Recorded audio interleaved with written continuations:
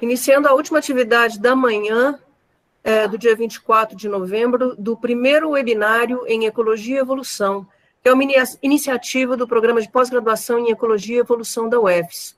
Nós temos agora o convidado, o Dr. Mirko Solé, da UESC, que tem palestra intitulada Como uma pequena perereca de bromélia pode nos ajudar na luta contra a dengue, zika e chikungunya. O Dr. Mirko Solé possui graduação em Biologia, mestrado em Biologia e doutorado em Biologia pela Universität Tübingen, na Alemanha, com estágio de sanduíche na PUC do Rio Grande do Sul. Realizou pós-doutorado no Museu de Pesquisa Zoológica Alexander Koenig, em Bonn, na Alemanha, de 17 a 19, pelo Programa de Bolsas de Pesquisa da CAPES e Fundação Alexander von Humboldt. Atualmente é professor titular pleno do Departamento de Ciências Biológicas da Universidade Estadual de Santa Cruz. É membro do núcleo permanente dos programas de pós-graduação em Zoologia e de Ecologia e Conservação da Biodiversidade, da UESC, e foi professor visitante orientador no programa de pós-graduação em Ciências Biológicas, no mestrado e doutorado em Biologia Animal da UFES, de 2013 a 2017. Atua como consultor da Fundação BBVA, Fundação La Caixa, Funbil, FAPEAM, FAPESB, FAPESP, FAPERN, FAPES e Fundect. Integra o painel dos consultores da Fundação Grupo Boticário de Proteção à Natureza desde 2016. É editor associado nas revistas Anais da Academia Brasileira de Ciências, Basic and Applied Herpetology, The Herpetological Journal e Herpetology Notes, e integra o corpo editorial das revistas Journal of Threatened Taxa, Studies on Neotropical Fauna and Environment e Herpetologia Brasileira.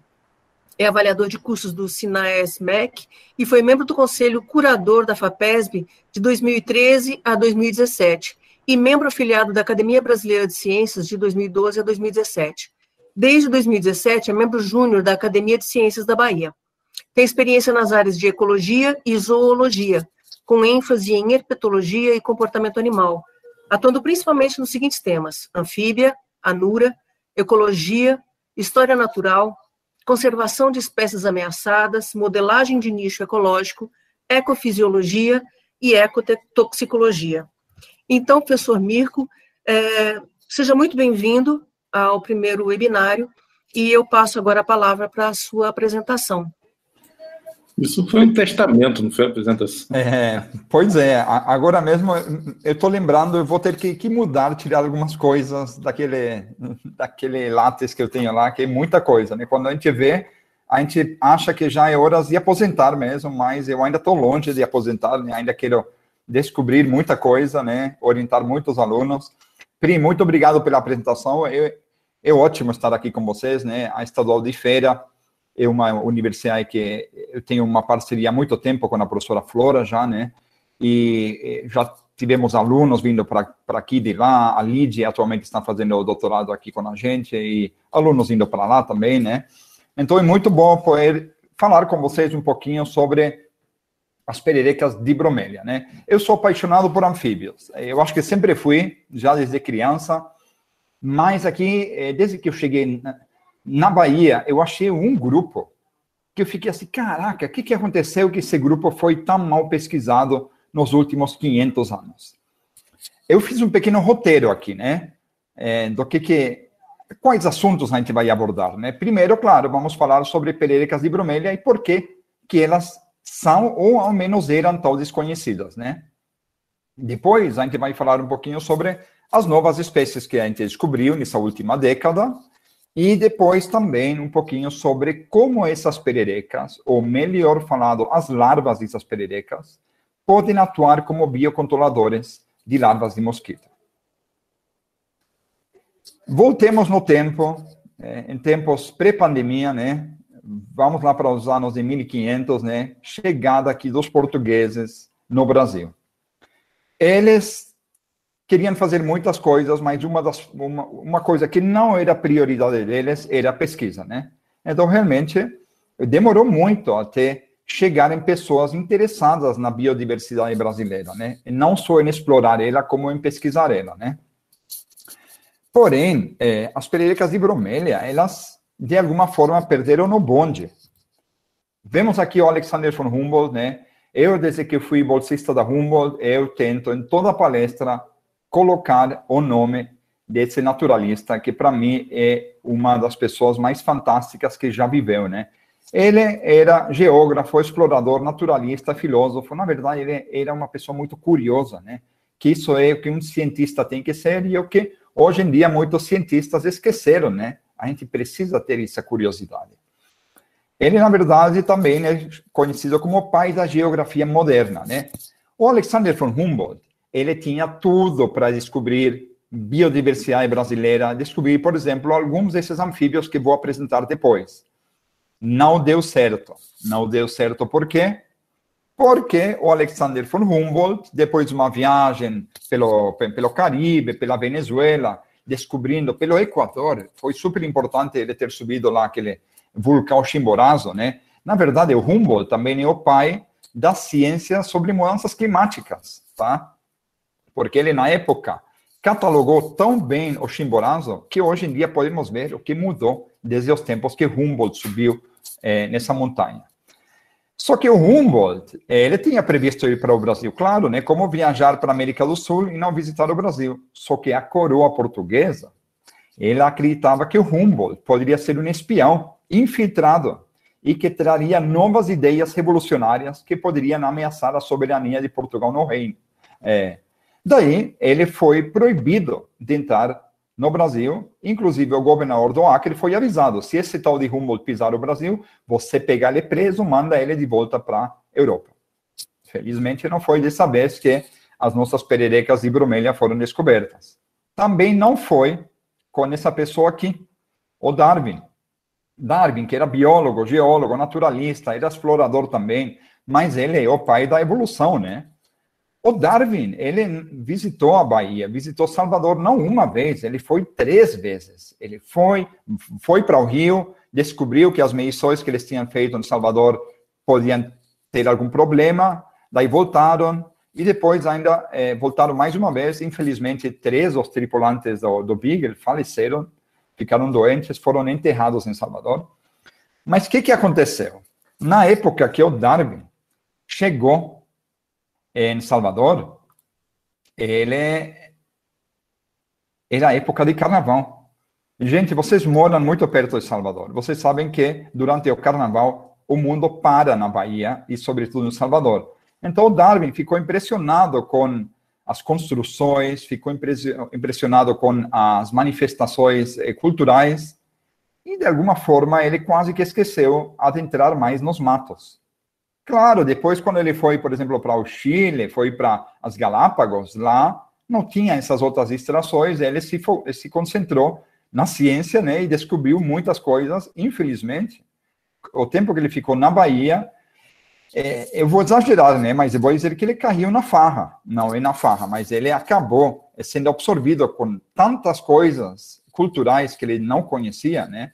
Ele foi para as tavernas, beber vinho, ele relata tudo isso na sua história, né? E, infelizmente, não foi, dessa vez também não, que as pererequinhas foram descobertas. Foi só muito tempo depois, quando essa pessoa aqui, o príncipe Maximilian Witt, Tsunoy Witt, andando pelas matas da Bahia, descobriu essa pererequinha aqui, Phyllodytes luteolus. Por quê? Que é tão difícil descobrir pererequinhas de bromélia. Antes, as pesquisas na Bahia, geralmente herpetológicas, eram feitas através de expedições. Vinha o pessoal do Museu Nacional, o pessoal da USP, e eles passavam umas semanas aqui e eles queriam, claro, capturar o máximo de espécies de anfíbios. O que acontecia, então? Eles iam para os lugares onde se podia esperar anfíbios, né? Por exemplo, poças, charcas, poças, né? Nessas poças a gente pode achar um monte de espécies. Por exemplo, aqui, Sphenorhynchus paulo-alvini, por exemplo, Leptodactylus viridis, Rhinella granulosa, um sapo também. Podemos achar também aqui Deinosphophus branneri. Essa filomedusa é uma espécie linda com as cores da bandeira do Brasil, né? Que ela faz algo que antes se chamava de tanatose, se fingir de morto. Na verdade, ele está só se encolhendo, mas é uma espécie linda também. Ou esse Ceratophrys aurita, que é uma espécie que os girinos se alimentam de outros girinos. Geralmente os girinos se alimentam de algas, né?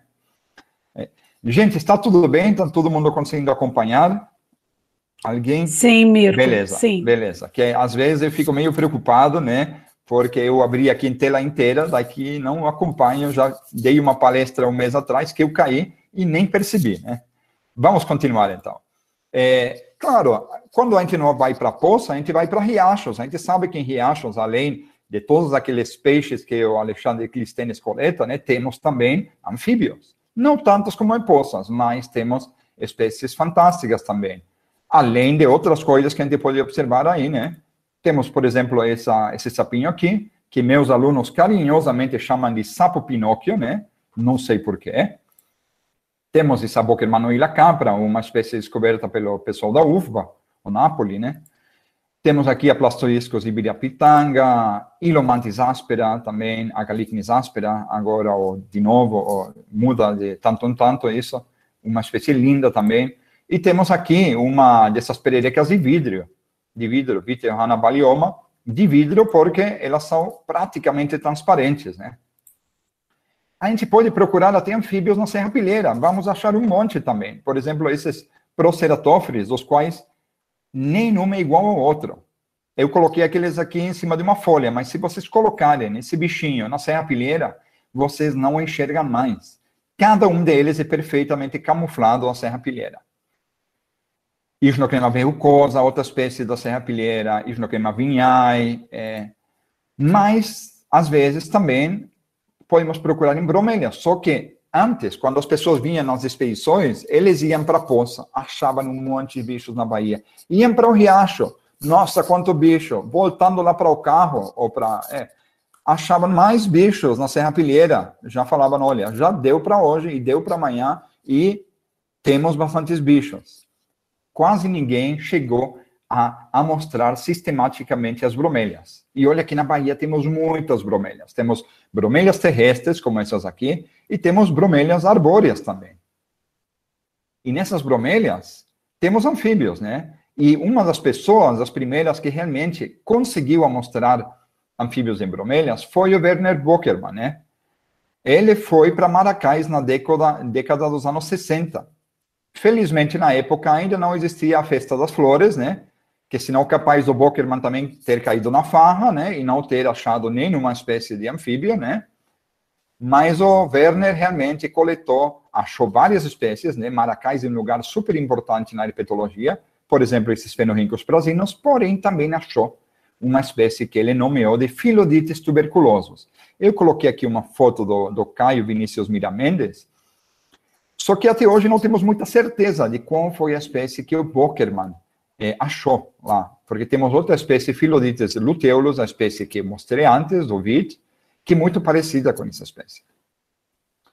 Temos algumas outras espécies que usam bromélias. Essa aqui você acha aqui em Ilhéus, por exemplo, em bromélias facilmente, Nyctimantis brunoi, só que ela se reproduz em poças. Ao contrário, essa espécie aqui, irmã, Nyctimantis arapapa, antes Bockermanoila arapapa, esse aí sim se reproduz em bromélias. Isso aqui é um girino quase terminado na metamorfose, né? E ele tem essa boca aqui de alien, né? A gente ficou se perguntando, gente, que boca é essa? Mas depois descobrimos que ele se alimenta de ovos. Ele é o primeiro girino ófago da Mata Atlântica. Mas temos um monte de outras espécies que usam as bromélias como refúgio. Gastrotecas, Gastroteca pulcra, Boana faber, Xenoila eugenioi, o único gênero de anfíbios que se alimenta de frutas, a espécie do rio. Essa aqui a gente não sabe ainda, é muito mal pesquisada, né? Ocorre lá na região de Boa Nova, por exemplo, em Maracás também. Esse Frostes também, a gente encontra facilmente em bromélias, só que eles não se reproduzem em bromélias. O que a gente acabou fazendo para tentar entender melhor esses Phyllodytes? A gente usou ferramentas de taxonomia integrativa. E já utilizando bioacústica, isso aqui é um slide do doutorado de Yuri Ribeiro Dias, já vimos que tem um monte de espécies diferentes, e cantos diferentes, e morfologia diferente. Então, quando o Yuri sequenciou, ele viu que lá não tinha só uma ou duas espécies novas, que tinha muitas espécies novas. Além disso, nos filodites, a gente utiliza muito os dentes. Isso que vocês veem aqui é chamado de odontoides, e não é muito comum em anfíbios, não. Então, eles são utilizados também para diferenciar espécies, mas estamos com uma suspeita de que isso pode estar relacionado com a idade do indivíduo também. Mais pesquisas vão ser precisas para demonstrar isso, sobretudo de morfologia interna. Aqui, né, meio que assustador, né, ver assim a morfologia interna de um desses filodites, né, esses mega odontoides. E aqui vamos agora se explicar rapidinho as espécies, né, que ocorriam já na Bahia e as que a gente conseguiu descrever nos últimos anos. Isso aqui é Philoides buchereri, uma espécie mais de áreas de montanha, se acha, por exemplo, lá na Serra Bonita, em Camaquã. Se vocês veem aqui, né, essa região não é a região costeira, é a região onde ficam algumas serras. Esse aqui é Philoides melanomistax, isso sim, uma espécie que vocês acham, por exemplo, na Restinga de Salvador, acham em qualquer cabruca aqui do sul da Bahia também, distribuído até Aracaju e chegando até Porto Seguro. Esse aqui é Philoides maculosus, é uma das maiores espécies, e é uma espécie que habita aquelas bromélias enormes que ficam no dossel. Daí chegar até esse bicho é muito difícil. Assim, na coleção da UESC, se tem 5 indivíduos, é muito. E realmente também os pontos de ocorrência que a gente tem são muito poucos. Provavelmente ele esteja bem mais distribuído, mas como um bicho super difícil de amostrar, né? Ficamos nessa dúvida, né? Agora vamos para algumas das espécies novas, né? Isso aqui é uma espécie nova que a gente escreveu em 2017, né? E a gente viu esse filodites. Geralmente os filodites, eles são coloridos, tem manchas, tem padrão de coloração. Esse aqui era totalmente sem graça. Porém, ele tinha um tímpano enorme. Daí, a gente decidiu chamar ela de Philoides megatímpano. Isso aqui é outra espécie que a gente escreveu com uma colega da Hungria, a Judith Wörers, que passou, já é a segunda ou terceira vez que ela vem para a Bahia, acho que é a segunda, né? E ela é uma das menores. Na época, a Judith sugeriu a gente homenagear o Jorge Amado. E a gente falou, mas o Jorge Amado, ele tem tantos livros, eu li vários dos livros dele, e aparecem cobras, né? Cobra sempre, a pico de jaca, o bicho malvado, né, que ataca as crianças, ou não que ataca as crianças, mas que é um problema sério para as pessoas que vivem naquelas cabrucas, né? Mas aí a Judith, ela foi para Salvador. Aqui a Judith, né? E lá em Salvador, ela visitou o Memorial de Jorge Amado e Zélia Gattai, a Casa do Rio Vermelho, e lá ela viu que o Jorge Amado, ele era um apaixonado por anfíbios, ele coletava peças, artesanatos de anfíbios, e estão lá todos eles catalogados, peças como esse aqui, que pode ser até um ceratóferes, né, ou inclusive esse aqui, né, para quando nada funcionou, né, daí esse aqui deve funcionar, e daí ela falou que realmente o Jorge Amado, ele gostava muito de anfíbios, né, e depois temos mais uma espécie aqui, né? Que é uma espécie com uma ocorrência um pouco mais ampla, lá, é o Philoides preceptor. E a última espécie que a gente publicou agora em 2020, em colaboração com pessoal da UESB, pessoal da USP, que é uma das maiores, eu vou falar, né? Tem 4 centímetros, mas eu chamaria de um Philoides enorme, porque geralmente os outros que conhecemos não tem muito mais do que 2 ou 3 centímetros, né? Para essa espécie, já fizemos uma coisa que fazemos ultimamente, que é um infográfico. A minha aluna de doutorado, Daniela Pareja Mejia, que faz isso para o Instagram, e uma forma que a gente tem achado ultimamente de explicar de uma forma mais simples, né, as nossas pesquisas, né? A gente tem que mostrar as nossas pesquisas, isso é importante. A minha esposa é jornalista, né? Então eu nos últimos anos tenho percebido como é importante, né, não só fazer ciência, mas ajudar a divulgar essa ciência, né, para mostrar o que a gente faz na universidade, né. E agora eu vou falar uma historinha, o Yuri já conhece, né, o Yuri que está nos escutando, porque é uma história que aconteceu com ele, né, e a história de uma perereca de bromélia, que no final não era uma perereca de bromélia, É uma dessas histórias incríveis que a gente vivencia quando a gente vai para o campo, né? O campo, para isso, é fundamental.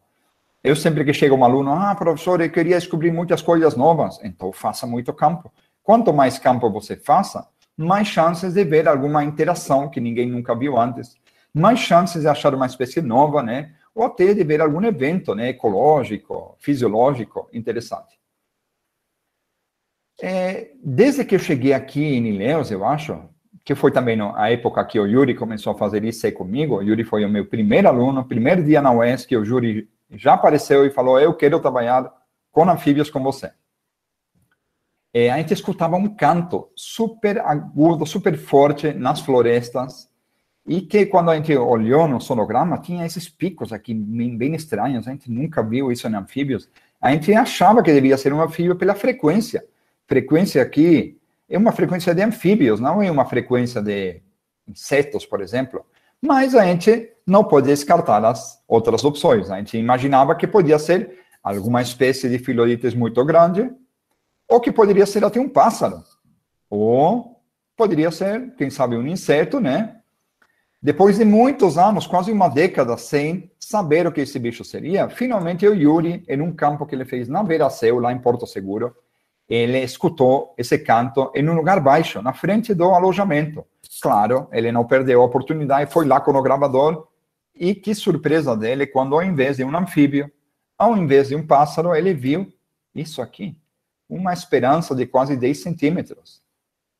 A decepção foi enorme, né? Porque o Yuri queria descobrir um novo anfíbio com aquele canto, né? Que já imaginou, nossa, deve ser um filodites enorme.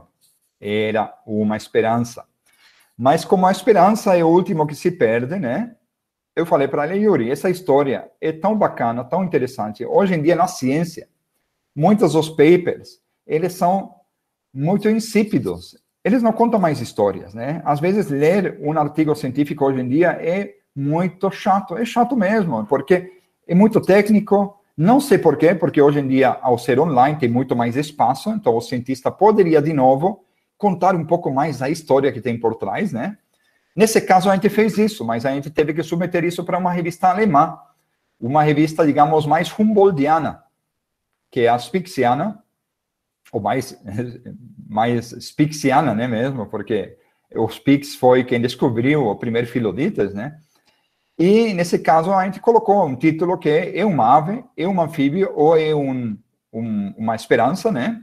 E, no final, né, acabamos publicando, então conseguimos, né, publicar esse artigo, né, então o Yuri ficou menos triste, né, de que não tinha descoberto um novo anfíbio. Aliás, ele já descobriu tantas outras espécies que mais ou menos não fazia tanta diferença, mas acabou ficando uma história muito interessante e contada em forma de artigo. Vamos agora para a última parte dessa apresentação, né. Eu falei no título que esses anfíbios conseguem nos ajudar no combate, né, a doenças. Então, na época pré-pandemia, antes dessa pandemia, o inimigo público número 1 do Brasil parecia que era esse aqui, o mosquito da dengue, né?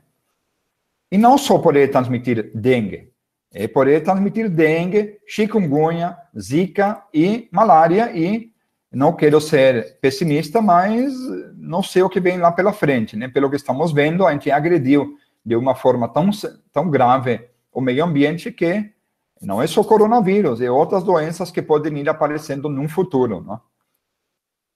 Bem, todos nós tivemos aula de biologia no colégio, né? E lá aprendemos que os anfíbios, eles são ótimos se alimentando de insetos, né? Que, na verdade, são os sapos que comem os mosquitos. Se não tem sapos, vamos ter muitos mosquitos, né? Gente, eu comecei a minha carreira acadêmica pesquisando dieta de anfíbios. Meu doutorado foi sobre dieta de anfíbios. Pesquisei muitos estômagos de anfíbios. E vocês sabem o que eu quase nunca achei? Mosquitos. Então, o que acontece? Anfíbios, eles se alimentam de insetos, sim. Se alimentam, por exemplo, de formigas, por exemplo, aqui um filodites, né? Que consumiu 474 essa espécie, né, quando a gente analisou, o que mais ela comeu foram formigas. Mas ela comia também besouros, por exemplo. E até comia algumas moscas, mas quando eram dípteros, não eram os mosquitos, era alguma coisa como isso aqui, um díptero, um braquiteira, né? Então, o que acontece, né? Se vocês fossem um anfíbio, vocês comeriam mosquitos. Mosquito é um pernilongo. Ele tem o quê? Pernas longas. Ele quase não tem corpo.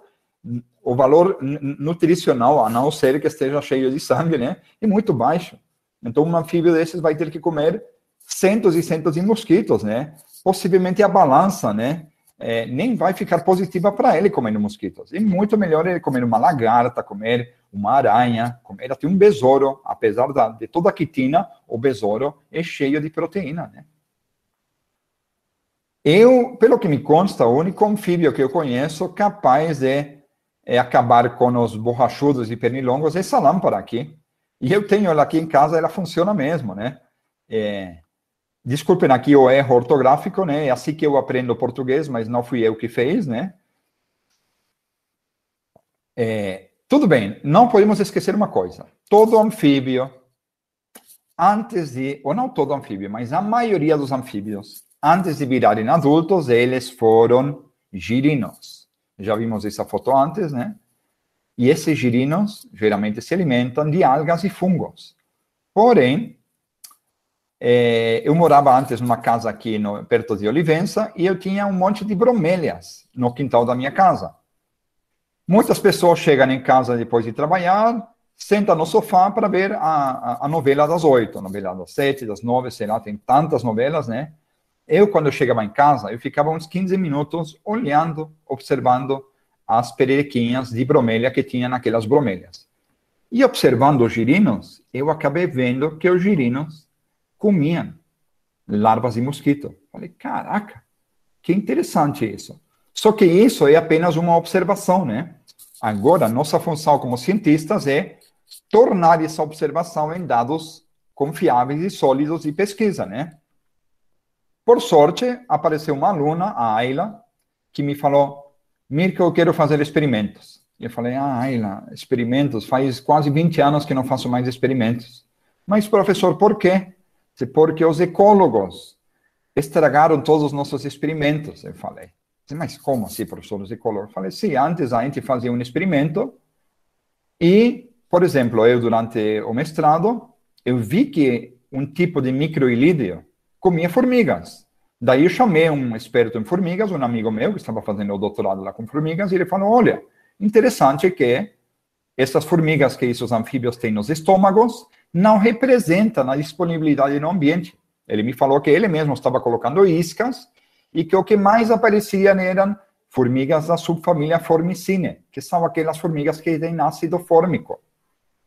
Só que nos estômagos dos meus bichos não tinha uma só formiga Formicine. Daí eu fiz experimentos e coloquei 10 caixinhas e ofereci 10 diferentes tipos de formiga para 10 indivíduos de Lactostocleides. Um bicho super difícil de capturar, né? Na época eu consegui publicar. Eu acho que hoje em dia eu recebia na hora alguma crítica, olha, seu valor aí não é significativo, você só usou 10 bichos, está tudo errado, não faça mais.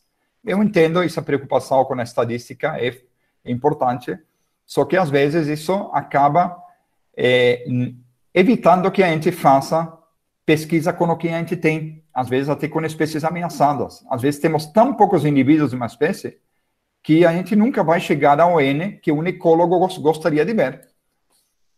Mas, por sorte, a Ayla me falou, não, professor, a gente vai fazer mesmo. E daí, ela montou, aqui os girinos, né, os mosquitos, ela montou uns experimentos no laboratório, nos quais ela ofereceu larvas de mosquito para girinos de diferente tamanho e larvas de mosquito de diferente tamanho também. E ela viu que colocou eles em tubos Falcon, que faz todo sentido, porque um tubo Falcon é quase uma axila de bromélia, né? E ela viu que realmente girinos de tamanho grande conseguiam comer larvas de mosquito de qualquer tamanho. Já girinos pequenos tinham mais problemas em consumir larvas de mosquito grande, mas como um todo, eles funcionavam como predadores de mosquito. Inclusive, em saídas para o campo, a gente conseguiu observar que nas axilas que a gente tem girinos e filodites, a gente não acha larvas de mosquito. E nas axilas onde não tem girinos, às vezes tem 100, 200 larvas de mosquito. Também para isso fizemos um infográfico, né? explicando mais ou menos isso, a história que eu acabei de contar, né? E conseguimos publicar isso aí em uma revista, né? Isso me deixou mais feliz de novo, dizendo, olha, eu gosto de fazer experimentos, eu vou voltar a fazer experimentos. A Ayla, infelizmente, foi para Estados Unidos, está morando lá, dando aula lá, mas aparecendo alunos interessados em experimentos, a gente está aqui para apoiar. Bem, vamos agora para a parte de biocontroladores de mosquito, né? Claro, quando a gente comentou esses resultados e apareceu mais uma espécie nova esse ano, né? A imprensa pegou isso, né? É sempre interessante, né? E só que tem um porém, tem um problema.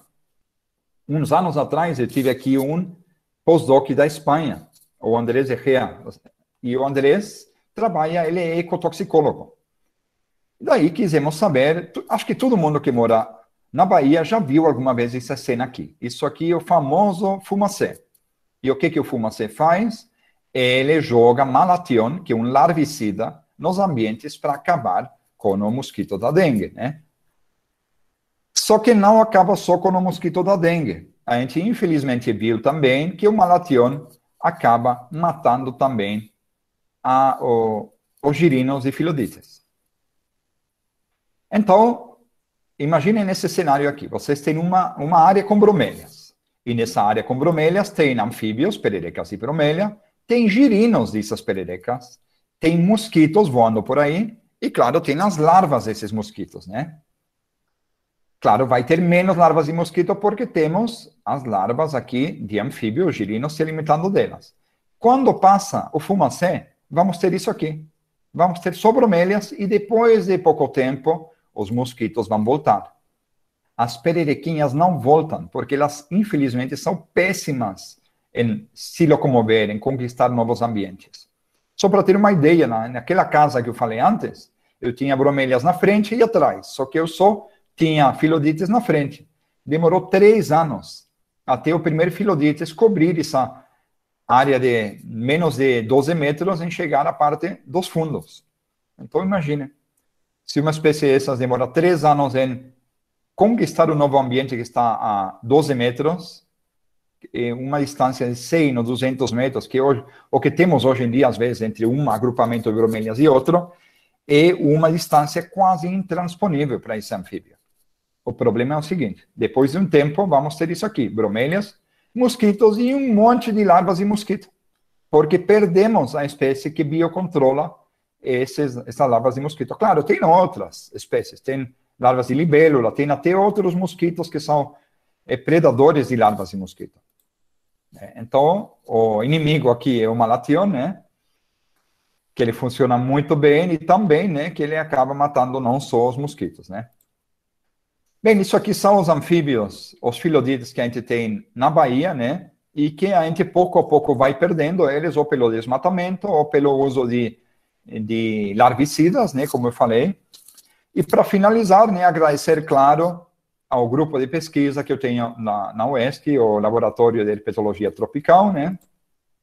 Vocês podem seguir ele pelo Instagram. E aqui coloquei uma foto, porque isso é a foto ou a imagem que eu tenho visto dos meus alunos nesse último ano, né? Infelizmente, né? Sou atrás da câmera, porém, cada semana, quintas-feiras, às 4 horas, fazemos uma reunião aberta para todo o público. Então, ao menos para mim, como professor, um momento muito especial para eu continuar vendo meus alunos, né? Gente, é isso por hoje, né? Espero que não tenha caído, né? Então, se tiver perguntas, né? Mirko, muito obrigada. Houve perguntas, mas as perguntas, elas, no final das contas, você foi respondendo de uma forma relativamente contínua. Então, a pergunta era feita e pouco depois se respondia. É um absurdo isso. Entender essa eficiência toda. Estava tudo combinado. Estava tudo combinado? Então, tá bom. Não. Tem uma pergunta que eu gostaria de te fazer. Faça, claro. Você falou que você viu o conteúdo estomacal das pererecas. Eu não cheguei a ver a tabela inteira, mas teve uma coisa que, de repente, me passou pela cabeça. As odonatas são consideradas bons predadores de larvas de de mosquito, né? Mencionadas principalmente as larvas ou as ninfas das odonata, né? Porque tem um hábito predatório, são bichos aquáticos e realmente consomem mosquitos, não obrigatoriamente do Aedes, mas de uma forma, ela não fica escolhendo larva de mosquito para comer. Você encontrou esses animais no trato digestivo das pererecas ou de girinos para verificar se, por um acaso, não pode estar acontecendo uma competição entre predadores, que daí é um predador eliminando o outro, né? Exatamente. Então, você chegou a ter esse registro de consumo? Pri, a pergunta é ótima, porque realmente, né, poderíamos ter uma situação de ter dois predadores concorrendo, né, pela mesma presa, que seriam as larvas de mosquito. A gente acha larvas de libélula em bromélia, sim, mas não achamos muitas. Tem até alguns papers lá do Vinícius, um professor lá do Rio, que trabalha muito com bromélias, e eles têm um paper mostrando que as larvas de libélula, ao menos lá no Rio, aqui pode ser diferente, só ocupam bromélias com muita água. Que aqui eu já achei também em bromélias com menos água. Acho que porque aqui tem mais chuva o ano inteiro, daí há mais chances de elas até conseguirem achar suficiente comida e até suficiente água pelo tempo suficiente, né, para acabar a metamorfose. A gente nunca acha, ou quase nunca acha, as libélulas no trato digestivo de anfíbios adultos, porque a libélula é um bicho super rápido, né? Já aconteceu, mas nunca é um item principal, né? As larvas, os girinos, a gente nunca achou larva de odonata no trato digestivo. Possivelmente porque a larva de libélula, ela cresce muito rápido, ela é grande demais, né, para os girinos. O que sim sabemos é que na bromélia que você tem uma odonata, você não vai ter girinos, porque a larva de odonata vai predar os girinos. Daí, se a gente colocar isso de uma forma trófica, a larva de odonata está muito acima do girino. Então, isso é uma interação interessante, realmente, né? Isso poderia afetar os girinos, porém, nunca achamos larvas de odonata em quantidades muito grandes. Então, acaba não influenciando o número de girinos que a gente tem nessas bromélias. Porém, a pergunta está certíssima e a gente ainda está no início de entender toda essa teia trófica, né? Ver o que acontece aí, o que acontece com os outros predadores. A gente focou muito agora só em anfíbios, né? Porém, a gente sabe que tem um sinfim de animais que também ajudam a controlar essas larvas de mosquito, né?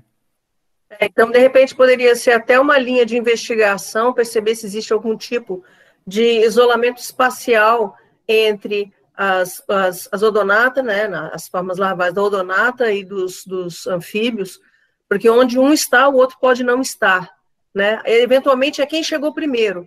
Então, se você tem já girinos com um tamanho adequado e a odonata vai lá e coloca os seus ovos, de modo que eles sejam pequenos e possam vir a ser predados pelos anfíbios, ou o contrário, né? Se algum anfíbio resolve ovipor naquela bromélia e já tiver larvas de odonata, pode acontecer a predação oposta, né? Cruzada.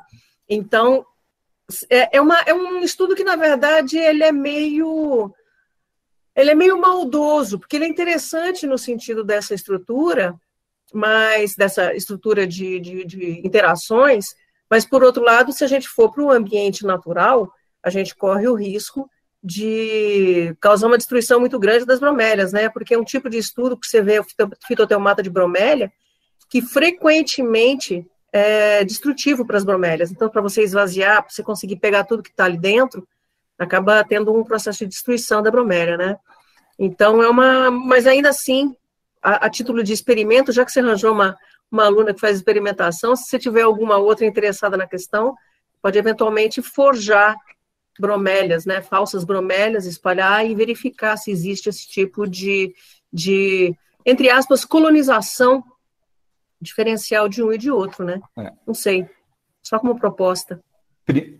Priscila, você acabou de montar um projeto de de mestrado ou doutorado completo para um aluno, porque é exatamente essas perguntas que a gente tem também, né? Saber quem chega primeiro, será que um percebe que o outro já está lá? A gente sabe que os odonatas sabem, né? Eles testam a água antes para ver o que está acontecendo lá, né?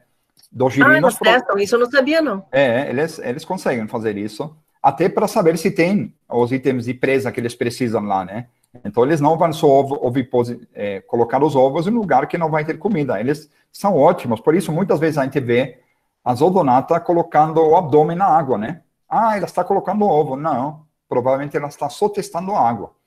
Mas, só para te deixar despreocupada, a gente está tentando destruir o mínimo de bromélias possíveis, porque a gente usa uns sugadores de água com os quais conseguimos tirar a água, né? Às vezes, quando o aluno é inexperiente, né, ele acaba engolindo 2 ou 3 goles aí de água de bromélia, mas depois acostuma, né, com o tubo e funciona muito bem. Mas, realmente, né, é um mundo que está se abrindo e se tiver alunos interessados, porque daí já passamos de um enfoque herpetológico a um enfoque muito mais do universo das bromélias. Inclusive, eu estava falando com uma colega lá do Canadá, a Simone, que ela é a maior experta em bromélias do planeta, e falei, caraca, Simone, eu sei que você está trabalhando muito com o pessoal do Rio, mas eu acho que vale a pena trabalhar aqui também, porque aqui as bromélias praticamente ficam o ano inteiro com água. Então, muitas das coisas que vocês descobriram para o Sul, aqui pode ser que não funcionem. Mas, assim, você acabou de montar um projeto que, se tiver um aluno interessado, já podem vir aqui fazer esse projeto com a Priscila orientando. Oi! Aqui, olá, né? E eu oriento, a gente vê, né? Está bom, então. Falou. Eu não estou encontrando outras... Eu vou olhar também, que antes eu não estava vendo. A Ana Paula Corrêa do Carmo perguntou, é possível conseguir girinos de filodites para recolonizar áreas que perderam os adultos? Ana Paula, super interessante isso, né? Porque eu geralmente sou um grande inimigo de reintrodução de espécies. Porque eu sou europeu, né? E eu vi tudo que deu errado lá, né? Tem vários exemplos lá, né? As tartarugas. Tinha o gênero testudo, né? São umas tartarugas que tem lá, na Grécia, na Espanha também. Daí eram muito trazidas nos anos 70, 80 para todos os lugares e depois proibiram e foram repatriando os bichos. Infelizmente, alguém descobriu depois que não era uma espécie, eram 3 espécies. E daí, graças a isso, de levar os bichos da Grécia para a Itália, porque não se sabia, misturaram tudo. Hoje em dia é uma confusão total e hibridização também. E realmente, com isso, ao invés de ajudar as populações, acabou sendo uma coisa pior, né? Mas, claro, em espécies de grande porte, por exemplo, em mamíferos e aves, né? Eu também, hoje em dia, estou muito a favor desses projetos, né, de reintrodução, porque quando se sabe o problema, né, que sofreram, que geralmente é a caça, né, o problema foi parcialmente resolvido em unidades de conservação, então, realmente, esses projetos estão com dados muito bacanas, né. Com os filodites, também dá para fazer isso. Por exemplo, essa espécie que temos aqui, Phyllodytes luteolus, ele acaba colonizando também ambientes na frente de hotéis, por exemplo. Então, vamos colocar um exemplo. Um dono de um hotel aqui, dos grandes hotéis aqui de Leões, diz, professor, os turistas adoram as bromélias, né, essa paisagem com bromélias na frente do hotel, mas é que tem muito mosquito. Então, eu posso ir lá e ver realmente, né, você já colocou tanto larvicida aqui que não tem mais Phyllodytes.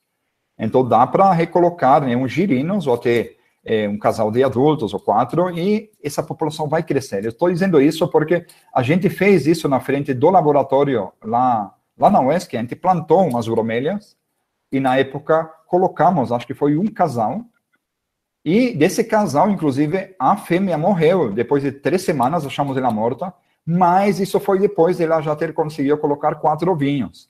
E a partir desses ovos, hoje em dia, temos uma população que deve ter uns 20 ou 30 indivíduos, não mais, porque a área é pequena, mas esses animais, realmente, quando a gente não joga um veneninho lá, eles são fáceis de se recuperar. Então, uma boa sugestão, às vezes, é uma forma de controle biológico nesses ambientes, né, de hotéis e tal, que eles têm bromélias e não sabem como trabalhar bem com esses mosquitos. O efeito, bom ou ruim, é que você vai ter uns anfíbios cantando à noite, né? Mas o canto não é tão chato, né? Depois vai ter turistas dizendo, olha, agora não tem mais mosquitos, mas tem um bicho chato cantando lá que não nos deixa dormir, né?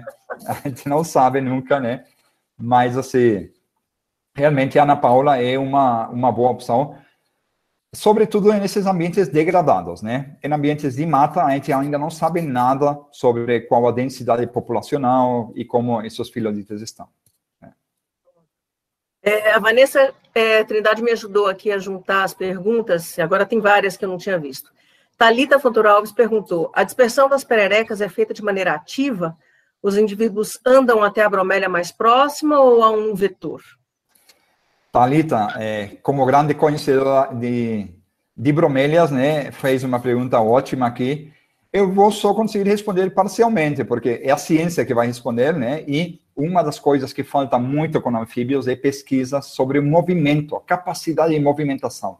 Temos um grupo aqui na UESC agora que está trabalhando isso com radiotransmissores e também com os pozinhos fluorescentes, com aquela luz preta, né, e está funcionando super bem, né, para ver aquele movimento diário, por exemplo, de anfíbios, né.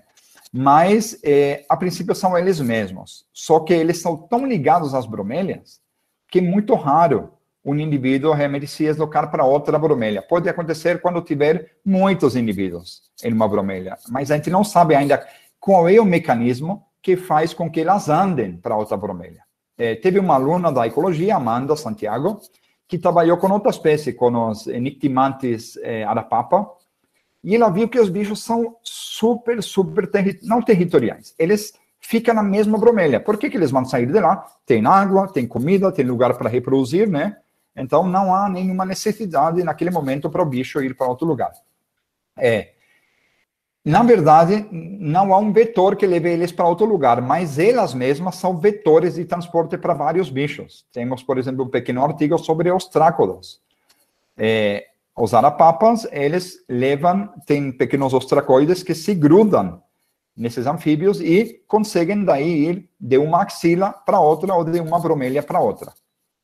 Mas, por enquanto, não temos nada que nos ajude a entender por que essas pererecas acabam colonizando outras bromélias ou se realmente elas fazem isso. Espero que tenha conseguido responder, Thalita.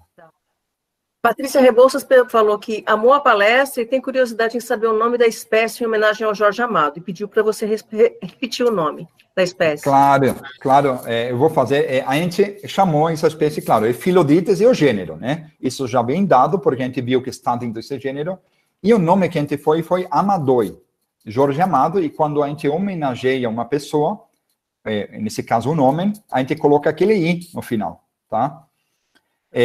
Um caso diferente, às vezes tem nomes que tem 2 Is no final. É quando o nome era, no passado, latinizado, ou quando é uma pessoa que já termina em I, como, por exemplo, Alexandre Schiavetti. O dia que ele receber uma homenagem numa espécie nova, vai ser Schiavetti, com 2 I no final. Nesse caso, como o Jorge Amado acabou no, foi só Amadoi. E o interessante foi que o filho do Jorge Amado, que é quem administra lá esse memorial, ele se empolgou muito com isso aí. Ele conversou com a minha esposa, que é a jornalista que fez toda essa intermediação, e ele falou que o pai dele realmente adorava anfíbios. Sempre que eles iam para o campo, ele ia procurar, e olha, filho, isso aqui, essa pererequinha aqui, né? Então, acho que o lugar que ele estiver, acho que ele teria gostado muito dessa homenagem, né? De uma espécie legitimamente baiana, só ocorre aqui no município de Una e município de Ilhéus, né? E a homenagem é essa, Phyllodytes amadoi. Não tem nome popular, mas eu chamaria pererequinha e bromélia de Jorge Amado, né?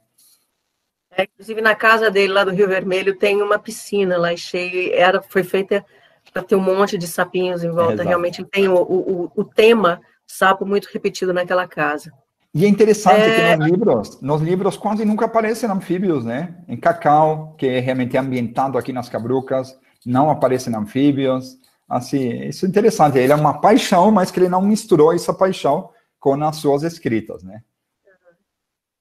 Bom, a Emanuele Eugênio perguntou, Phyllodytes melanomistax vivem em que ambiente quando adultos e larvas?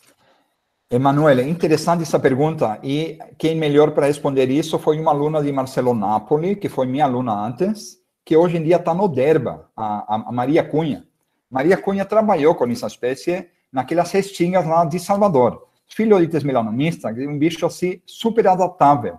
Aqui, no sul da Bahia, a gente acha eles em pequenas bromélias em cabrucas, tá? Mas lá em Salvador, ou até aqui em Restingas, você acha naquelas bromélias enormes que tem em Restingas. E a Maria Cunha conseguiu até estudar um pouco a dinâmica populacional. As larvas, obviamente, também vivem naquelas mesmas bromélias. Essa espécie aí, eu acho que deve ser uma das espécies que tem uma tolerância térmica mais alta, porque ela ocorre em ambientes de restinga que quase não tem sombra. Então, esse bicho está exposto a umas temperaturas assim, o sol diretamente em cima, né? Então, acho que esse bicho é um dos que melhor estão adaptados para o futuro meio incerto que vem lá pela frente, né? Temos outros Phyllodytes que provavelmente tenham tolerâncias térmicas muito mais baixas, porque eles vivem em florestas bem preservadas.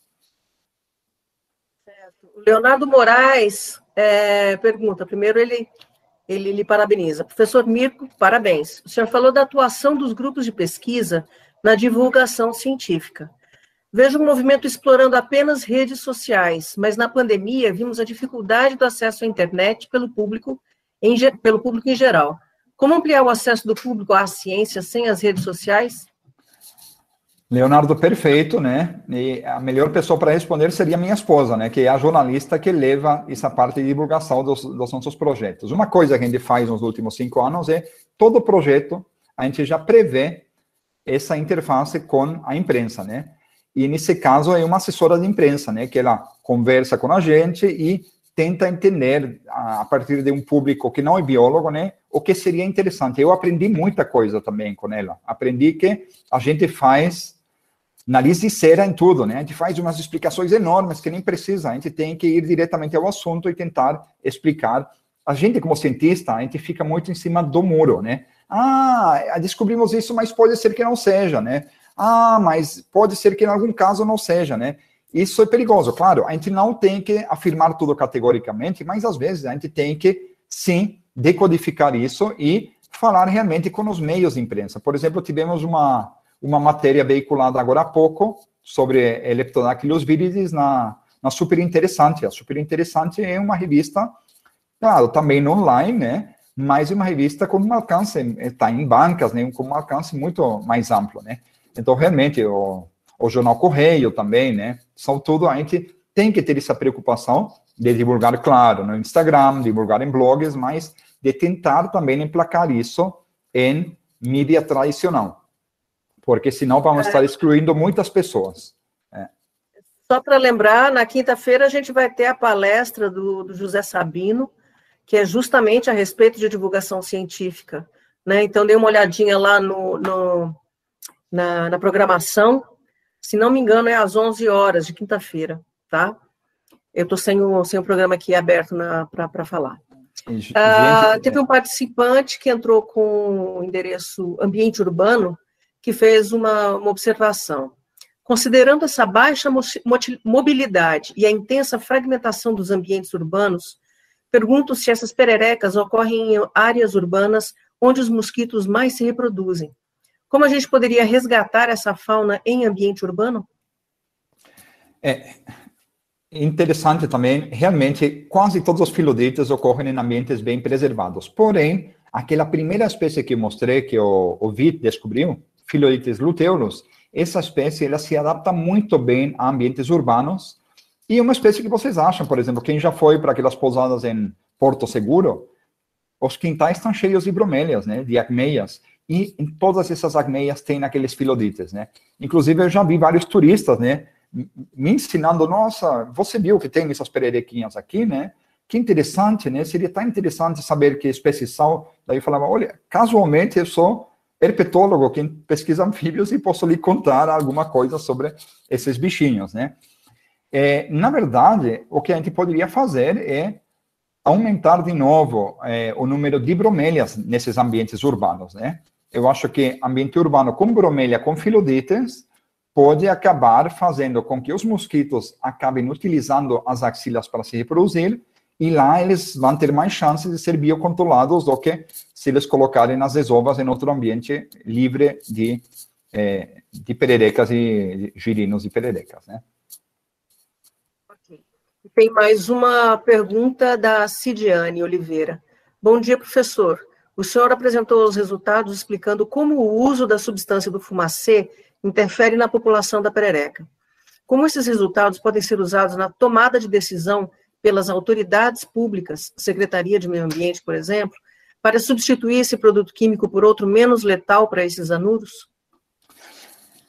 Pois isso é interessante, né? Porque o fumacê realmente a gente viu já, e tem outros trabalhos também mostrando agora, que ele não é tão exclusivo para larvas e mosquito, né? Ele mata outros animais. Tem várias tentativas. Eu sei que 2 anos atrás, a Fiocruz fez um larvicida chamado Dengue-Tec, acho que era, ou Biotec, só que ele sumiu. Agora tenho uma aluna, a Milena, de mestrado, que ia trabalhar com isso, e quando a gente foi ver, a gente viu que o produto foi caçado pela Anvisa, não sabemos por quê, e não dá mais para comprar ele.